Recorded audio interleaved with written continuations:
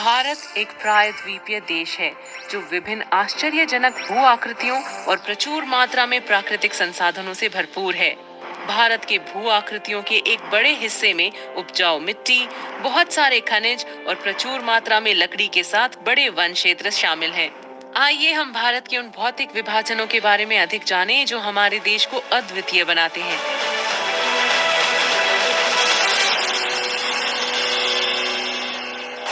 उत्तरी मैदान भारत का सबसे उपजाऊ क्षेत्र है।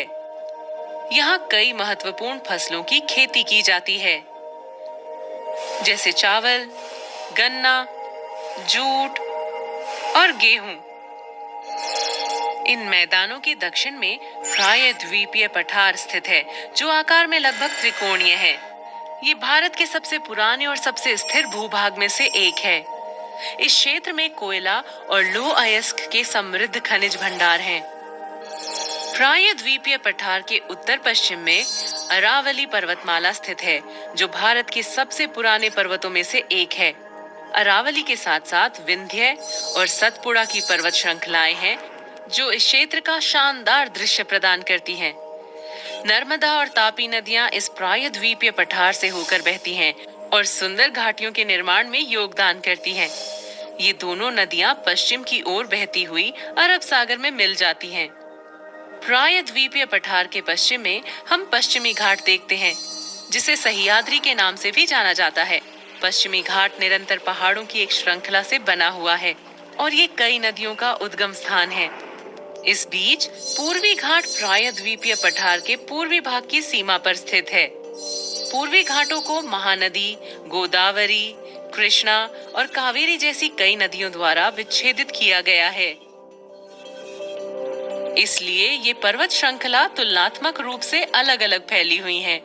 बंगाल की खाड़ी में गिरने से पहले ये नदियां यहाँ उपजाऊ डेल्टा बनाती हैं। प्रायद्वीपीय पठार और हिंद महासागर के बीच भूमि की एक संकीर्ण पट्टी को भारत का तटीय मैदान कहा जाता है।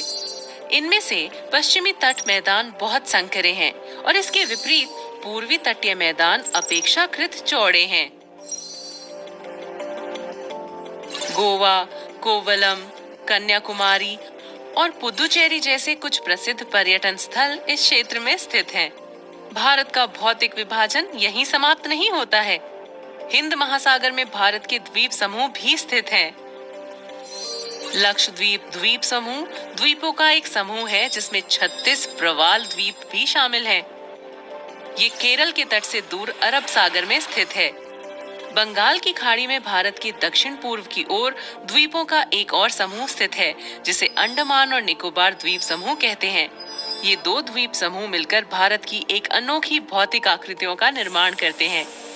भारत बहुत ही विशेष प्रकार की भू आकृतियों का घर है और इसमें कोई हैरानी की बात नहीं है कि दुनिया भर से इतने सारे लोग क्यों इसके भौगोलिक आश्चर्यों को देखने के लिए इस देश का दौरा करते हैं। Thanks for watching.